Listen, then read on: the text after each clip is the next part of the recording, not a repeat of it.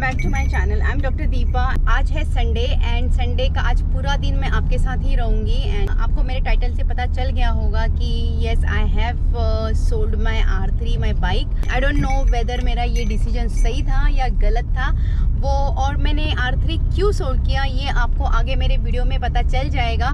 फ़िलहाल अभी बजे है 10:10 वो सुबह के, एंड मैं जा रही हूँ मेरे क्लिनिक। एंड बीच बीच में हम लोग डिस्कस करते रहेंगे कि मैंने इतना बड़ा डिसीजन अभी इस पैंडेमिक में और लॉकडाउन में क्यों लिया।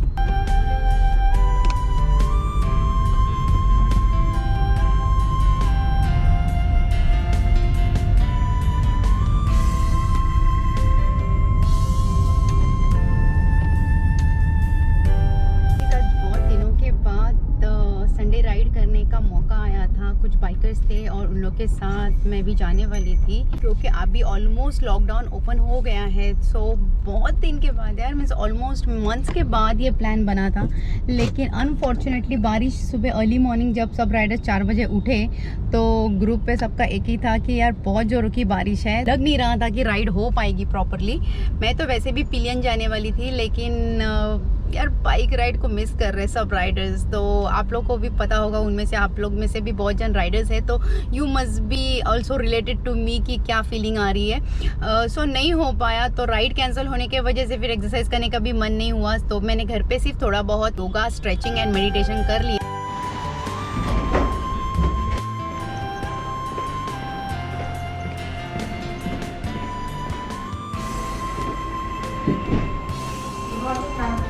Good morning.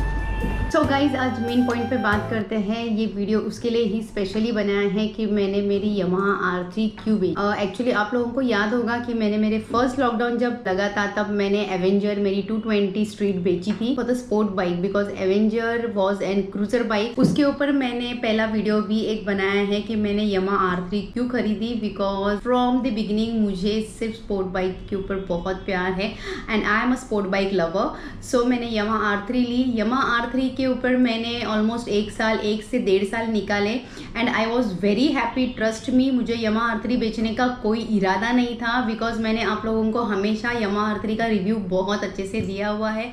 मेरे हर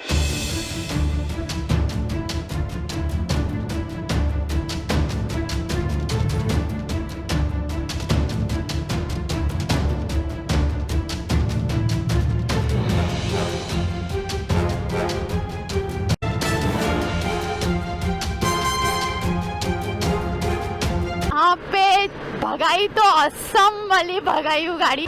सो ये थी हमारी अच्छी सी छोटी सी and with lot of surprises वाली बाइक राइड। वो सरप्राइजेज इसके लिए क्योंकि मुझे पता नहीं कि हम लोग JNPT वाला रूट ले रहे हैं and that room was awesome awesome awesome awesome super. 145-50 touch किया था फर्स्ट टाइम मैंने, और इतना इजी था ना डेस्टिनी के ऊपर, मेरे R3 के ऊपर जरा भी वाइब्रेशन। मेरे हर एक राइड में मैंने उस बाइक के बारे में बहुत बात की हुई है and I was totally happy. वो हाईवे पे भी बहुत अच्छे से चलती है, उसका पिकअप बहुत अच्छा है, वो ऑफ रोडिंग भी बहुत ईजी से हो रही थी मुझे उसके साथ। मीन्स मुझे उस R3 के साथ कोई प्रॉब्लम नहीं आ रहा था एंड ना कि उनके सर्विस के साथ nothing. So I was very happy totally. After all end of the day Yamaha is always best. But लेकिन जो लोग सुपर बाइक लवर्स हैं दे विल टोटली ये रिलेट टू मी कि ये सुपर बाइक के एक बार जो बाइक चलाने का जो चस्का लग जाता है, स्पोर्ट बाइक चलाने का जो चस्का लग जाता है, तो we like to keep on upgrading. And Yamaha R3 ने मुझे 1.5 साल में इतना मैच्योर बनाया है इन राइडिंग वर्ल्ड में। उसके ऊपर मैंने हर तरह के घाट्स एंड एवरीथिंग बहुत इजीली हैंडल कर रही थी मैं उसको। तो आई थॉट कि somewhere now this is the right time कि मैं थोड़ा सा अपग्रेड पे जाऊँ। अभी बात यहाँ ये आ रही थी कि मैंने शुरुआत की थी 220 से, उसके बाद 310 आया एंड 310 से now I wanted to go for something higher. तो 1-2 बार मेरे माइंड में 800 एंड 900 सीसीज भी आए थे, लेकिन वहाँ वो दिक्कत ऐसी हो जाती है कि जैसे जितनी ज्यादा हायर सीसीज पे आप जाते हो उतना थोड़ा सा मुझे दिक्कत सीट हाइट की आती है। My height is somewhere around 5'2" and 5'3" के बीच में आती है। तो I am comfortable maximum 8-10 millimetre की सीट हाइट तक ही। तो उसके beyond beyond I can't go because me as a rider I always feel कि अगर आप दोनों पैर जमीन पे लगते हैं या तो फिर एटलीस्ट एक पैर वो जमीन पे लगता है और एक टिपटो होता है तो भी चल जाता है, but you should touch ground at least while when you are standing in traffic, because ये सब चीजें हाईवे पे इतना मायने नहीं करती है, बिकॉज वी गो झूम करके हम लोग निकल जाते हैं तब कोई दिक्कत नहीं है। लेकिन जब हम लोग ट्रैफिक में रहते हैं, जब हम लोग कम्यूट राइड करते हैं या फिर ऑफ रोडिंग करते हैं, तो ऑफ रोडिंग में ये सब चीजें एटलीस्ट कोई भी एक पाव नॉर्मल टच होना और एक टिपटो होना बहुत ज़रूरी रहता है।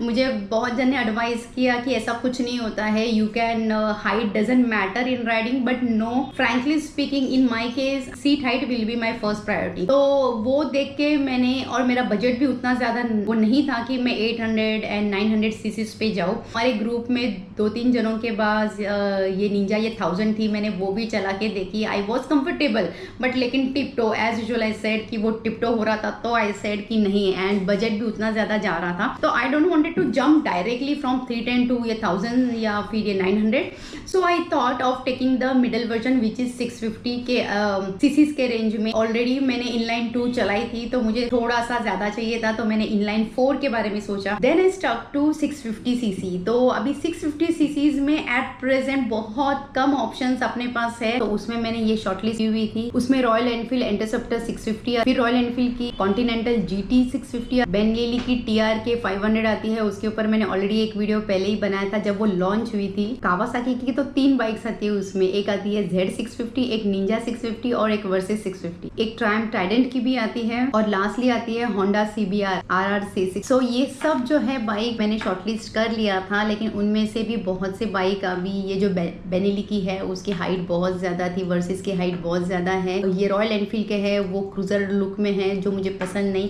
तो अभी स्पोर्ट बाइक और मुझे ये निंजा ये 650 को नहीं जाना था, बिकॉज उतनी मैंने उसको चला के भी देखी, पर मुझे अभी मैंने R3 को इतने अच्छे से ये चलाया था, वो भी इनलाइन 2 है, निंजा ये 650 इज ऑल्सो इनलाइन 2, तो मुझे उतना मजा या उतना डिफरेंस नहीं मुझे वो जमा, एंड मुझे अभी इनलाइन 2 से इनलाइन 4 पे जाना था, तो ये सबको ध्यान में रखते हुए आप सबको पता चल गया होगा कि मैं किस बाइक के बारे में सोच रही हूँ। अगर आपको ये चीजें मेरी चॉइस और मैंने इतने सारे ऑप्शंस दिए, फर्स्ट आता है हाइट का comfort zone, 800 mm to 810 mm तक की ही मैक्सिमम बाइक में चला सकती हूँ। फिर सेकंड सीसीज, सो 600 वो 650 की ये सीसीज में। थर्ड पॉइंट आता है इनलाइन 4, फोर्थ पॉइंट आता है मेरे प्राइस। तो ये 4 पॉइंट्स मैंने आप लोगों को दिए हैं, तो now you guys please guess and मुझे प्लीज बताओ कि ये चारों पॉइंट्स अगर आप सोचोगे तो आप कौन सी बाइक मुझे ये सजेस्ट करोगे।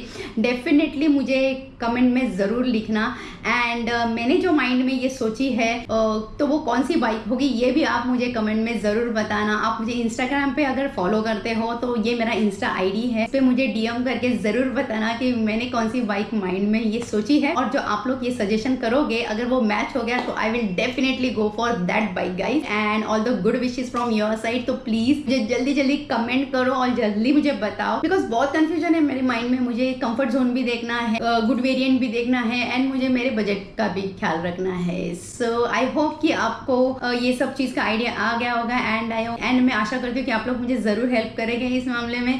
So thank you guys, thank you for watching my vlog and thank you for appreciating me. Please do like, comment, share and subscribe my channel. I love you guys. Stay safe, stay fit, stay healthy.